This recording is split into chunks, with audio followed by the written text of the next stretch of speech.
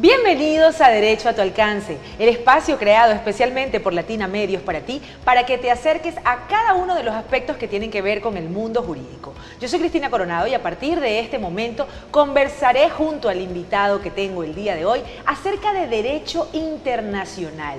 ¿Cómo puede afectarnos la política internacional a nuestras situaciones cotidianas? ¿Realmente será algo que vemos desde una pantalla como algo muy lejano o es algo que en algún punto puede incidir? Ponte cómodo porque a partir de este momento y durante la siguiente hora vamos a conocer cuál es el origen de los conflictos internacionales que de pronto pueden ser más contemporáneos con nosotros y cuál podría ser el eventual alcance. Políticas que han asumido cada uno de los estados parte y no partes de este conflicto y de qué manera incide esto en nuestra realidad. Para ello me acompaña un especialista en la materia a quien le doy la bienvenida a nuestro espacio Derecho a tu Alcance. Se trata del doctor Luis Ernesto Figuel González. Él es abogado, egresado de la Universidad Católica Andrés Bello y además es licenciado en Estudios Internacionales de la Universidad Central de Venezuela. De verdad gracias. Que me complace mucho tenerlo por acá, doctor. Gracias, agradecida Cristina. Y sobre todo con mucha expectativa de que oriente a mi audiencia con estos temas que para muchas personas son completamente desconocidos, a veces hasta confusos, ¿no? El tema del derecho internacional. Podríamos comenzar indicándole a nuestra audiencia de qué va el derecho internacional, qué regula. Bueno, el derecho internacional primeramente es un derecho sui generis, ¿no? Que regula las relaciones entre los estados, pero como sabemos, no existe un tribunal internacional políticamente establecido para que regule esa relación entre los estados. Por eso el derecho internacional, más que todo, se basa en las negociaciones que hacen de los estados. No busca tanto la justicia internacional, que sería quizás el derecho internacional humanitario, sino busca la estabilidad del sistema internacional, ¿no? Por eso, supongamos, los primeros intentos en el siglo XX fueron la Sociedad de Naciones, que fracasó porque no evitó la Segunda Guerra Mundial, y posteriormente fue la Organización de Naciones Unidas, que está vigente, pues, que se dice que sirve, no sirve, pero ha sido un factor determinante, pues, con sus resoluciones, a determinar ciertas conductas. Supongamos actualmente las resoluciones del Consejo de las Naciones Unidas, particularmente del Consejo de Seguridad, que es decir, el orden internacional está sostenido en el Consejo de Seguridad por 5 miembros permanentes, en este caso que son las potencias nucleares que conocemos, los Estados Unidos de Norteamérica, la República Francesa, el Reino Unido de la Gran Bretaña e Irlanda del Norte, la República Popular China y la Federación Rusa. Anteriormente ese puesto lo ocupaba la Unión Soviética, pues sí. Destruida o desaparecida la Unión Soviética, lo ocupó la Federación Rusa. Pues. Estos gobiernan, si se quiere, el orden internacional en virtud que tienen el potencial particularmente nuclear, ¿no? Que acabaría con el mundo si un día se ponen en guerra. Y fíjese qué interesante, doctor, que partamos justamente del hecho de reconocer que a nivel de derecho internacional las figuras principales que, si se quiere, dirigen los hilos de esto son los que están mejor armados, ¿no? Qué cuestión tan irónica, ¿no? Si se quiere, hablar de derechos humanos, derecho internacional, y quienes ostentan este poder es quienes están más dotados y quienes representan mayor peligro.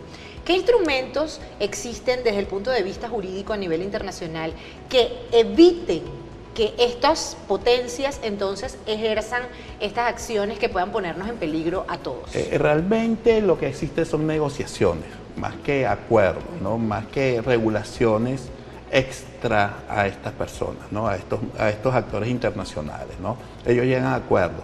Ahora, las principales medios de regulación son las resoluciones. Primeramente, los acuerdos que entre ellos lleguen. Supongamos que existen, pues, acuerdos nucleares para controlar, pues, la actividad nuclear. Pues existen algunas organizaciones internacionales como la Organización Internacional de Energía Atómica, que hoy sabemos que ha sido muy activa, pero está en la resolución del Consejo de Seguridad, que además de los 5 miembros permanentes, están los 10 miembros no permanentes, que por lo general son países que se van rotando. Pero la diferencia es que los 5 miembros permanentes tienen el derecho a veto. ¿Qué quiere decir esto? Supongamos que una resolución no convenga a alguna de estas potencias, ellos pueden desaparecer esa resolución. En tanto que los miembros permanentes tienen el derecho a votar en contra, pero no derecho a veto. ¿no? Entonces, por eso las resoluciones existen en virtud de la equisencia de estos 5 países.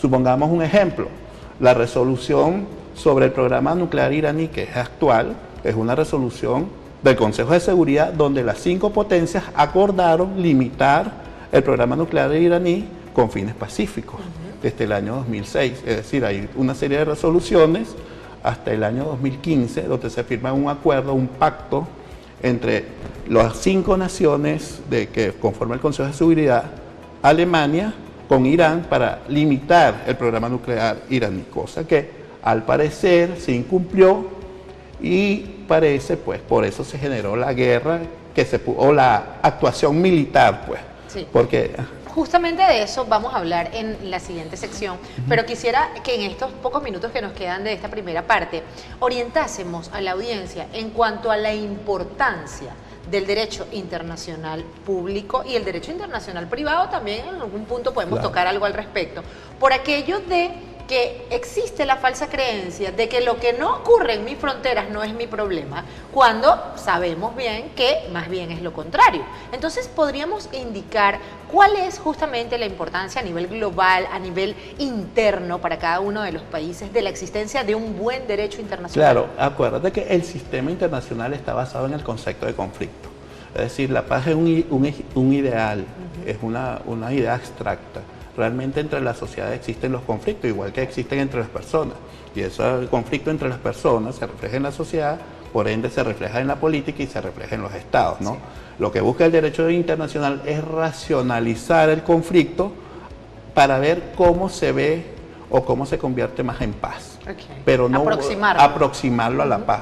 Más no busca la paz completa porque realmente entre uno de los derechos de los estados es la guerra. Sí. Es decir, los estados tienen derecho a hacer la guerra, los cambios políticos se producen por la guerra. Supongamos nosotros tuvimos una guerra de independencia, ¿cierto? ¿No? Que produjo un cambio político que se convirtió, nuestra Venezuela se convirtió en una república independiente del dominio español, ¿cierto? Entonces la guerra, también hay una regularización de la guerra, en el cual pues se busca que siempre sean objetivos militares más no objetivos civiles. Es decir, el derecho internacional, más que buscar la paz, busca atenuar el conflicto. Es como una especie de referee que indica hasta dónde estos conflictos internacionales no nos afecten a los ciudadanos de a pie. Exactamente, o por lo menos ya diferenciar, porque en el derecho internacional se vio, en el sistema internacional, se vio que lo costoso no es la guerra, sino lo costoso es recuperar los desastres de la guerra, no solamente humanos, sino también económicos.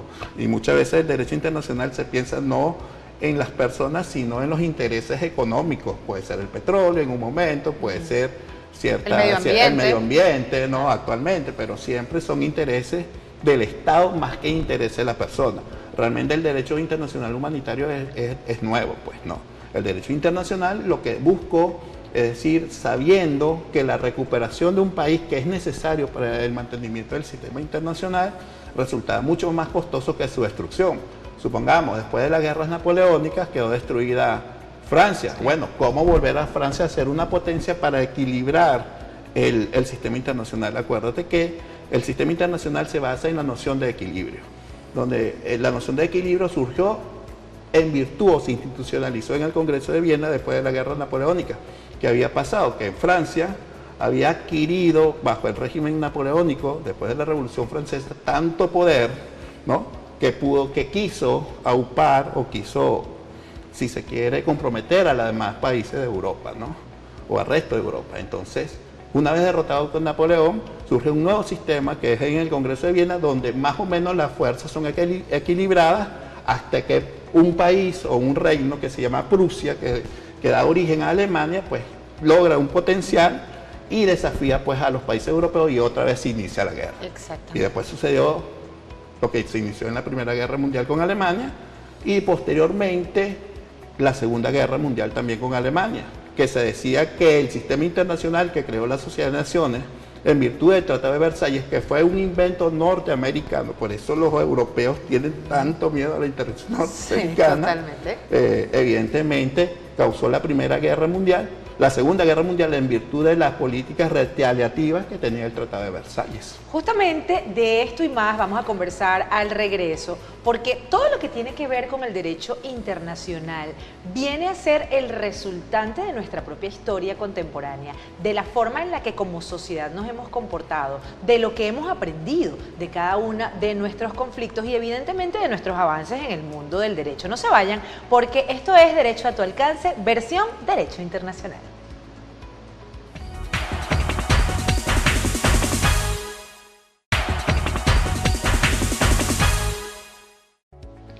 Estamos de vuelta en Derecho a tu alcance conversando el día de hoy acerca de los aspectos que tienen que ver con el mundo del derecho internacional.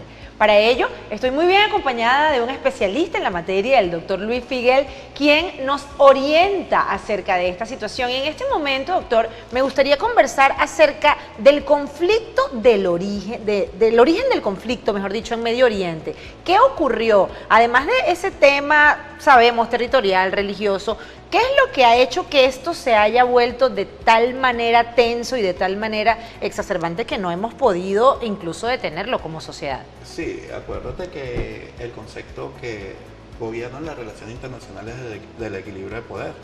Y hay un equilibrio de poder en el Medio Oriente también, ¿no?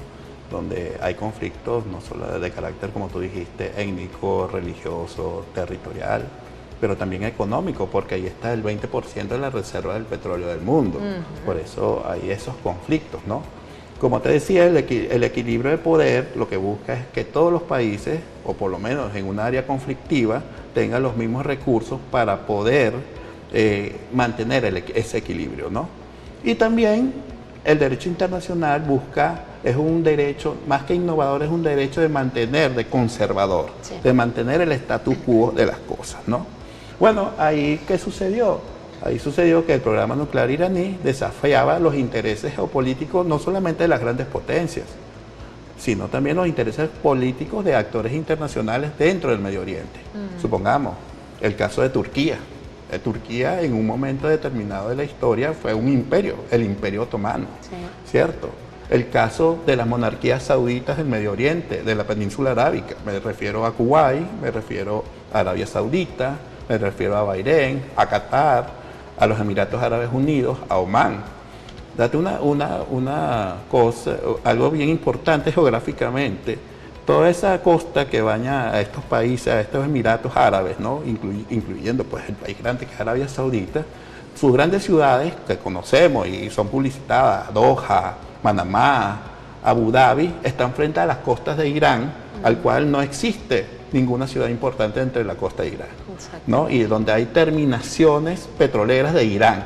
Fíjate que en este conflicto no se atacaron las terminaciones petroleras de Irán.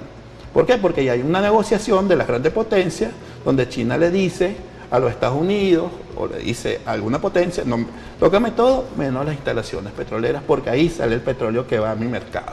¿Y no resulta esto, a la luz de lo que sería el derecho internacional humanitario, un poco frío? Es que las relaciones internacionales son frías, el interés es el Estado, no es la gente. Realmente el Estado, pero como un ente político vivo. Sí. Es decir, desde la teoría de Hobbes, el Estado es un ente, el gran monstruo, el cual todos buscamos protección en las sociedades, ¿cierto o no?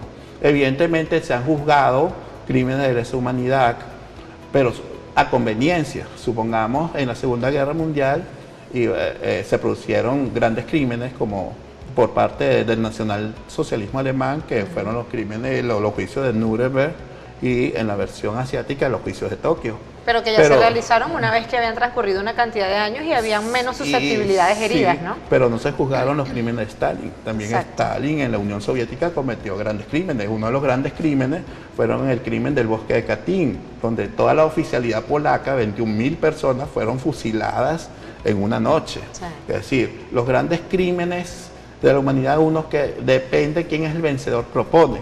Supongamos, un gran estadista, pero se le dice también que fue uno de los principales genocidas, supongamos que Henry Kissinger, supongamos, dicen que es el autor intelectual de los bombardeos a Vietnam, a Camboya y a Laos, donde se tiraron mucho más bombas, artefactos explosivos que en la propia Segunda Guerra Mundial, ¿no? Imagínate. Entonces, esos crímenes dependerá mucho de quién es el país que le conviene o no le conviene, o la potencia que le conviene o no.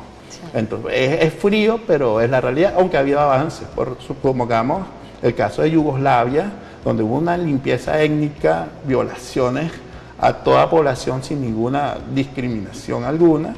Bueno, se castigó a Slobodan Milošević, que era el dirigente serbio, que años después firmaba un tratado de paz entre todas las naciones en los Estados Unidos, ¿no? Claro, esto me lleva un poco a pensar el tema de la imprescriptibilidad de este tipo de delitos de derecho internacional, que sería bueno de pronto orientar a la audiencia acerca de estas situaciones, porque hay personas que creen que por ocurrir un suceso en determinado momento histórico, ya ahí queda y no hay una persecución, más sí existen las secuelas. Podemos un poco hacer referencia. Las secuelas existen, evidentemente, pero el país más sufrido que ha tenido estas secuelas es el África, pues. Sí. La guerra entre los Tutsis y los Hutus en Uganda y el Congo, la gran masacre que hubo en Liberia y Alto Volta por lo que se llama el oro de sangre, ¿no? Que esa es una película además Sí, de Leonardo buenísima DiCaprio. por demás, sí. Por eso, ¿no? Entonces, donde Charles Taylor fue juzgado, ¿no? Bueno, se han juzgado ciertos crímenes de guerra, no son todos, pero bueno, ahí viene el debate de cuánto la justicia internacional todavía está sublimada a los intereses de las potencias, ¿no? Cuánto conviene y cuánto no conviene, pues.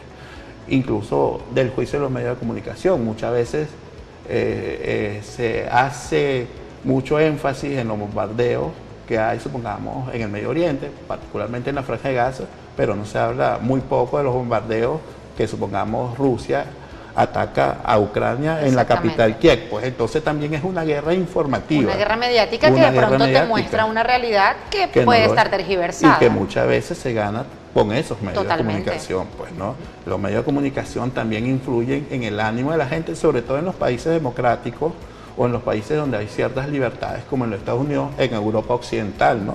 Donde hay una conducta muchas veces aislacionista, supongamos con Estados Unidos, ¿no? De no querer ser el policía del mundo. Los medios de comunicación influyen mucho en las políticas, supongamos, no se puede negar, pues, el factor de los medios de comunicación en la guerra de Vietnam, que eso, a pesar, supongamos que Richard Nixon, que fue el que finaliza tácticamente la guerra de Vietnam, decía: nosotros ganamos la guerra militar, pero no ganamos en los medios de comunicación. Total. Y perdimos Vietnam. Y justamente estas son las realidades que nos hacen darnos cuenta que en materia de derecho internacional no está ocurriendo algo solamente en un país, sino que también nosotros tenemos una percepción de lo que está ocurriendo gracias a lo que los medios nos muestran y también las políticas internas. Al regreso vamos a hablar justamente de cómo afecta un conflicto en el extranjero a nuestro propio estado, a nuestros estados contiguos. Ya volvemos.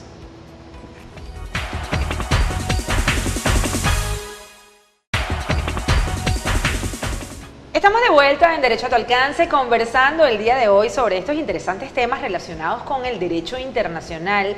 Y en este momento hablaremos acerca de la incidencia de esos conflictos en nuestra legislación, en nuestra forma cultural. Yo considero, doctor, no sé si somos símiles en este pensar, que desde el punto de vista antropológico incluso las sociedades no son las mismas luego de estos conflictos, independientemente de lo distantes que sean unos de otros, ¿no?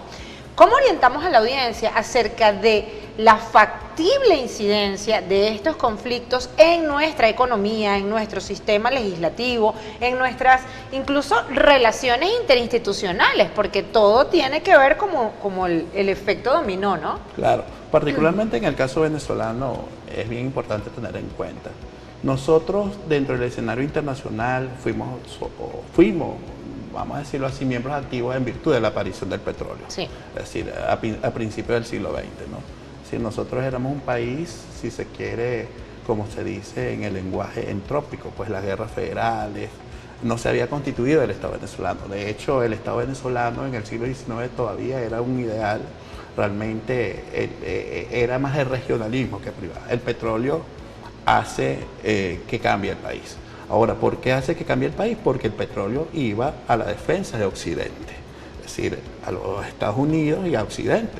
Fíjate lo siguiente, Gómez comienza la apertura petrolera con las grandes empresas transnacionales norteamericanas, ¿no? Que era un petróleo para los Estados Unidos, y posteriormente, cuando se globaliza un poco más el mundo en el siglo XX, Primera Guerra Mundial, es para la defensa del mundo occidental, ¿no? Entonces, eso proporcionó a Venezuela una ventaja en el sentido que los ingresos petroleros sirvieron para nuestro desarrollo, cambiar la fisonomía de un país agrario a un país urbano, ¿no? Eso es totalmente cierto. Gómez comenzó con contratos privados porque él tenía una concepción que Venezuela era su hacienda con las petroleras.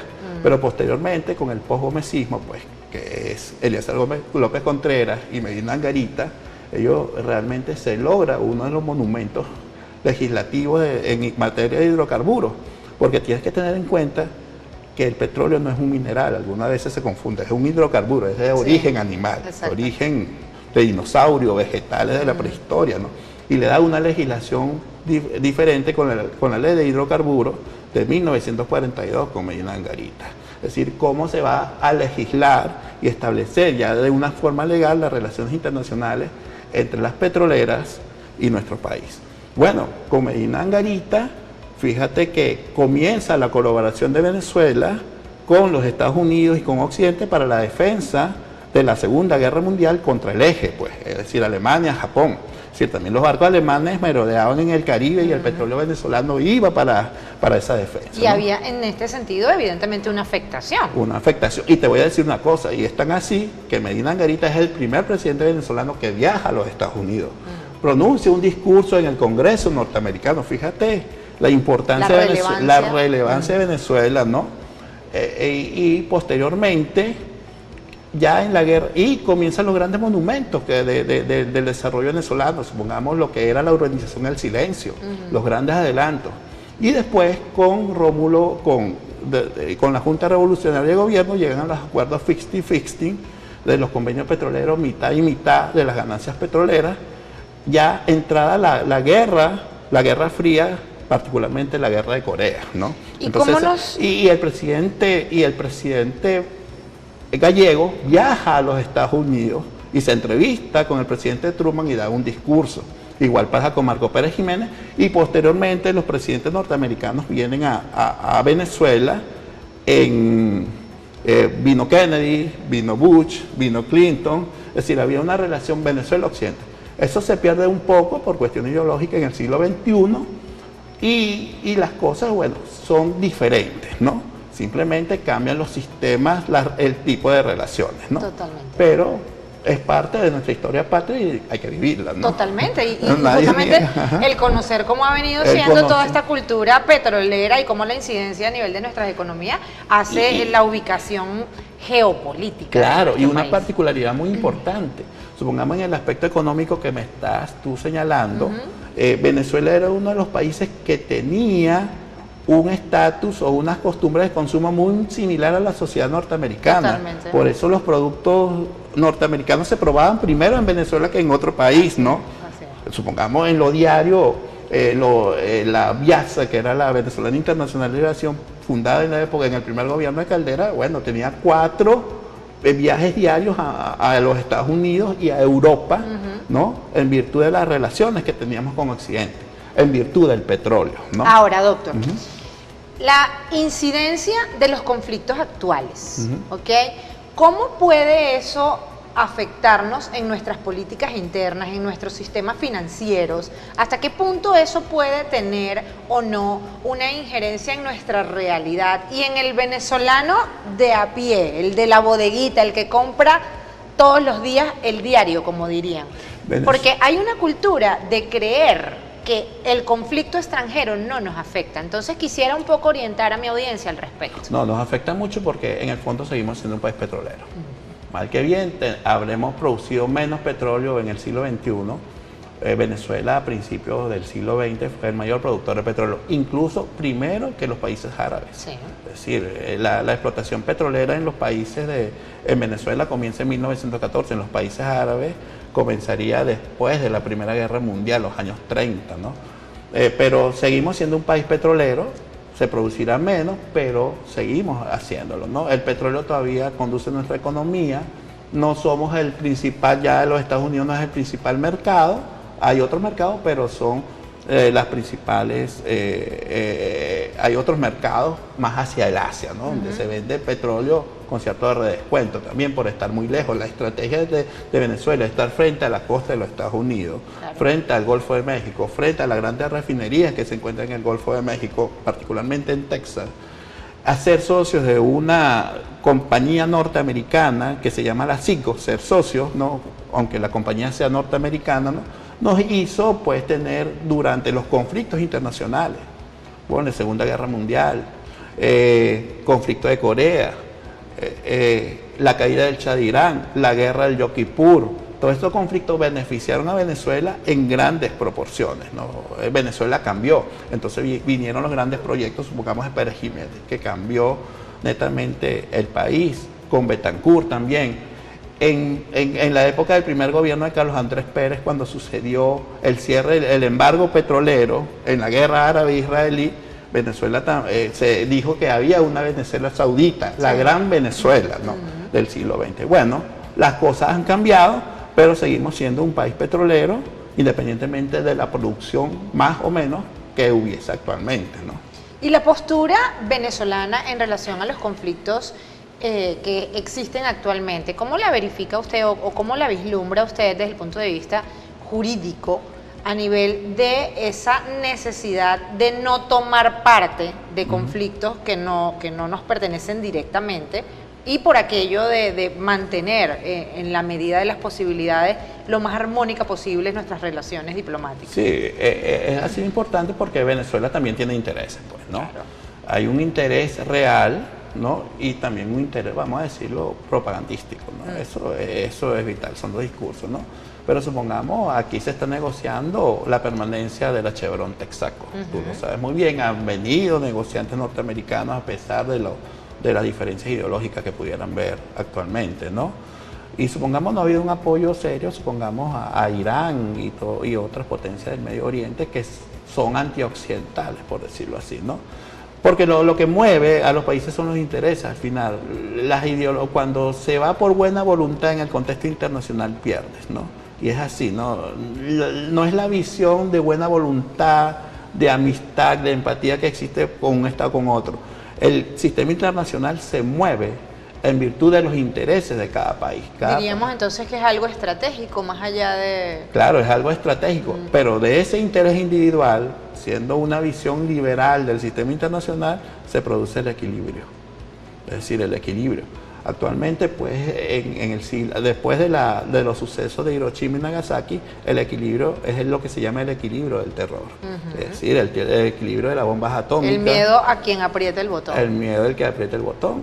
Pero fíjate que hablando del Medio Oriente, también estamos en una guerra en Europa. Exacto. Y las dos guerras mundiales se produjeron en Europa, siempre lo recuerdo. La primera y la segunda. Y otra vez vuelve Europa a ser escenario de un conflicto que ya otra vez a cobrar relevancia. ¿Y a qué se debe en su criterio que siempre sea Europa el epicentro de los conflictos bélicos? Porque Europa puede ser el centro de la civilización mundial. Pues el centro, acuérdate que mal que bien la cultura occidental brota de Europa y de Occidente, pues, es decir, los Estados Unidos y en su momento y también el Japón, pues que se occidentalizó. Pues. Realmente las acciones militares que se han visto últimamente en estos sucesos, en este conflicto entre Irán e Israel, se ve el potencial militar al final de los Estados Unidos, ¿no? O de Occidente. En el sentido, al final, es la fuerza que gobierna las relaciones internacionales. Muchos decían que los Estados Unidos era un país en decadencia, todo lo contrario, ha mostrado fortaleza y una tecnología exorbitante, una tecnología fuerte. En tanto que Europa parece, bueno, hay una teoría que se llama la teoría del choque cultural, pues, ¿no? Entre el mundo islámico y el mundo judeo-cristiano. Eso lo escribe Francis Fukuyama en esa obra que él tiene, ¿no? En el cual parece pues que Europa va a tender a desaparecer como cultura occidental, pues. Y esto en virtud de la influencia islámica que cada día pasa en Europa. Esto no es nuevo, doctora. Esto ya ha pasado antes, esto pasó en las cruzadas, en la guerra de religión. Entonces, ¿no? cíclicamente estaríamos regresando. Son ciclos, Exactamente. Exactamente, son ciclos.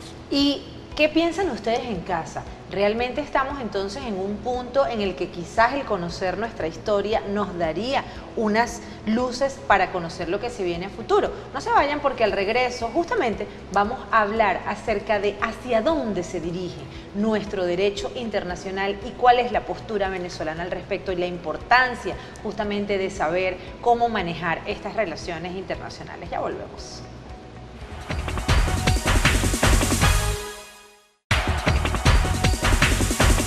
Estamos de vuelta en Derecho a tu Alcance, conversando el día de hoy con nuestro invitado especialista en el tema internacional, justamente acerca de todas las cosas que han ocurrido a nivel contemporáneo y un poquito más atrás, pero que en cierto modo han traído a nuestra realidad desde el punto de vista jurídico en materia de derecho internacional.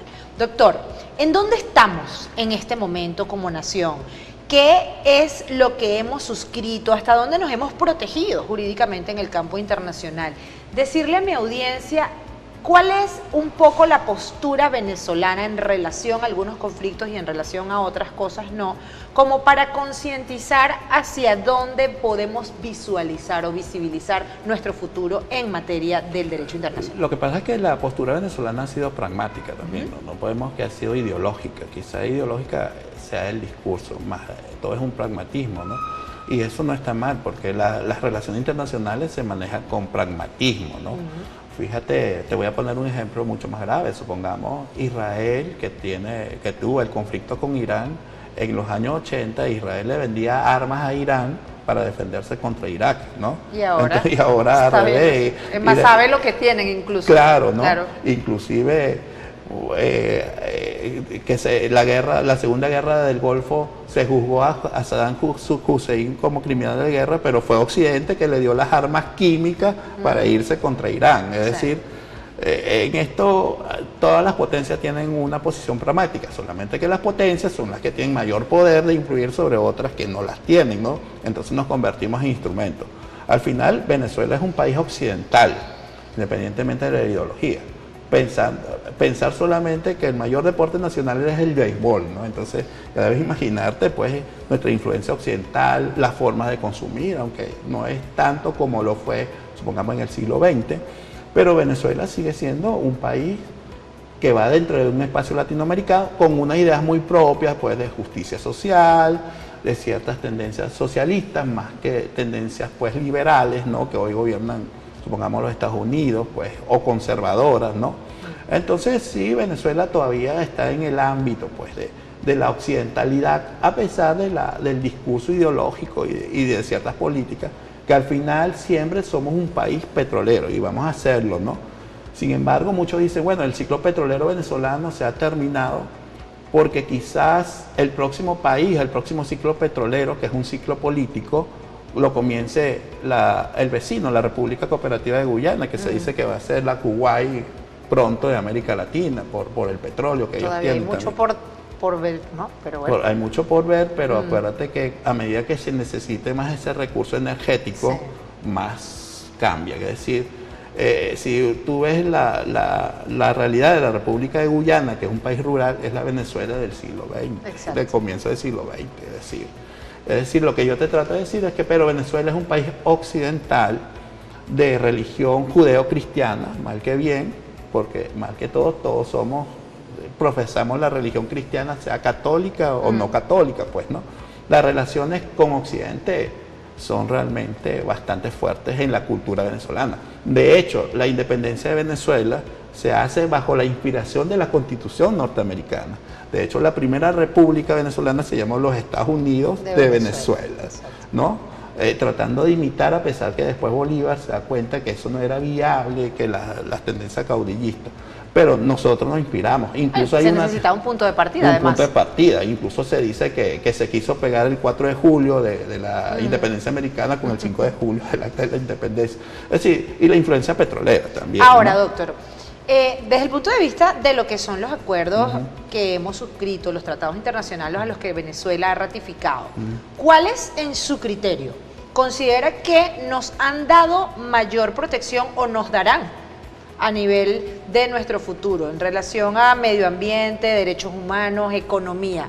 ¿tenemos algún tipo de cinturón de protección internacional? Claro, los acuerdos más importantes para Venezuela son los acuerdos petroleros. Los acuerdos que se hacen directamente, no tanto con gobiernos, ¿no?, sino con las empresas transnacionales, particularmente las que tienen más para invertir son las norteamericanas y las europeas, pero más las norteamericanas, ¿no? Entonces las inversiones y los acuerdos que se hacen, las negociaciones, pues fíjate que parte de lo que se llama las sanciones políticas que se dan entre Venezuela y los Estados Unidos, bueno, no se han tocado ciertos intereses petroleros, igual que no se han tocado intereses petroleros en Irán, tampoco. Exacto. En relación a esta guerra que hubo, ¿no? Lo que te trato de decir es que la política venezolana del siglo XX hacia el sistema internacional es la visión petrolera, ¿no? Es decir, nosotros, el hecho de ser un país petrolero, quizás en qué ciclo de petrolero estamos, finalizando o reactivándonos, o quizás, pero somos un país petrolero. Y eso fue lo que produjo ese cambio de una sociedad rural en el siglo XIX a una sociedad moderna y occidentalizada, ¿no? Reflexión final, doctor. ¿Cómo ve usted nuestro futuro en cuanto a las políticas internacionales? ¿Qué le diría a esa persona que lo está viendo en este momento en cuanto a lo que se vislumbra más allá de posturas ideológicas o no, sino en la esfera internacional?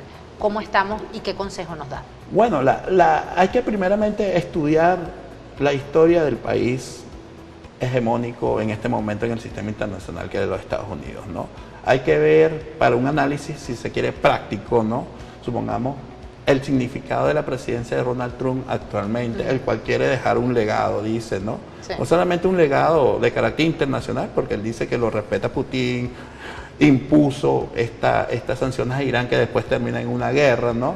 Pero también ellos dicen que quieren hacer una América grande y convertir al Partido Republicano no en un partido político, sino en un partido trumpista. Pero eso no es de los Estados Unidos, no. Nos influyen en nuestro ámbito nacional. Pero también nosotros, muchos, tenemos familiares en los Estados Unidos actualmente, ¿no? Entonces, es comenzar a ver, pues, no simplemente por el hecho de los Estados Unidos, sino es que ellos dirigen la política internacional, ¿no? Y ahí surgen, pues, las relaciones con, supongamos, la Federación Rusa, en el cual hay una guerra actualmente, y en el cual Donald Trump pensó en un momento determinado que por su egocentrismo, haber salido de un atentado, iba a domar a Putin, y parece que no, y puede continuar la guerra con un miedo en Europa oriental, que esta se extienda a Polonia, que se extienda a la República Checa y a la República Eslava, a Polonia, a los países bálticos, ¿no? Ahora, entonces, lo que ha sido el conocimiento, ya para cerrar, de lo que hemos pasado como sociedad, y todo lo que hemos avanzado en materia de derechos humanos y en todo este aspecto que tiene que ver y que es necesario traer a la mesa el derecho internacional humanitario, ¿no nos debería dar una especie de protección y seguridad para estar contestes de que como medio todos repudiamos la idea de una tercera guerra mundial? ¿O usted más bien vislumbre que estos intereses y estos estratagemas que se han realizado pueden afectar? A nivel de ponderación, ¿estaríamos entonces en presencia de un potencial riesgo? Cuando alguien lee a Immanuel Kant y después a Hans Kelsen, el ideal era un derecho internacional que favorezca y garantice la paz, ¿no? Pero en ese es un camino muy largo. Y una quimera, si se quiere. Es una quimera, pero es lo que ha movido a Occidente, ¿no? Por eso surgió la Sociedad de Naciones en su momento, surgió las Naciones Unidas, ¿no? La gente se pregunta para qué han servido. No, pero parece que han servido para algo, pero ahí están, ¿no? Y de las Naciones Unidas salió la Corte Internacional de Justicia, salió el derecho humanitario, ¿no? Bueno, es una quimera, pero también ha habido cosas importantes, pues supongamos juzgar los crímenes que hay en África, en Sudán del Sur, en Liberia, en la guerra en Uganda que pasó, ¿no? Eso es un avance, ¿no? Supongamos el rechazo al apartheid, ¿no? Que en su momento fue un apartheid de los Boers hacia la gente de color en África. Hoy parece que es al revés, ¿no? Sí, se está invirtiendo. Hoy se ha convertido cuando ellos tomaron el poder. Es decir, siempre se buscará, pues, la justicia internacional, que es difícil, pero es el ideal, por lo menos, que se plasma en la obra de Immanuel Kant, el grado mayor de civilización, ¿no?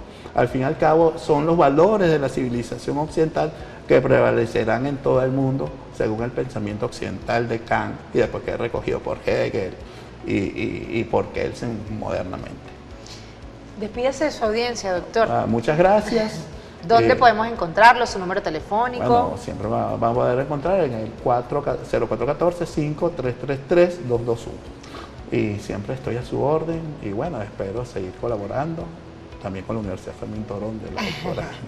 Así es, la invitación para usted siempre abierta, Latina TV es su casa y nosotros complacidos de que cada día más se sumen profesionales del derecho de altura que traen para ustedes información que está relacionada con todos los aspectos que tienen que ver con la ley. Fíjense que no se trata nada más del derecho interno, se trata de todo lo que nos rodea, incluso más allá de nuestras fronteras. Y este programa especial ha venido justamente con la intención de hacer esta reflexión acerca de que lo que pasa fuera de nuestra casa también en cierta forma nos perjudica, porque al fin y al cabo el derecho siempre está a tu alcance. Soy Cristina Coronado y la invitación es para la próxima semana para que continúes adentrándote al mundo de la ley y recuerdes que cada uno de estos programas están disponibles no solo acá en Señal Abierta, sino también en nuestras diferentes plataformas de Latina Medios. Hasta la próxima.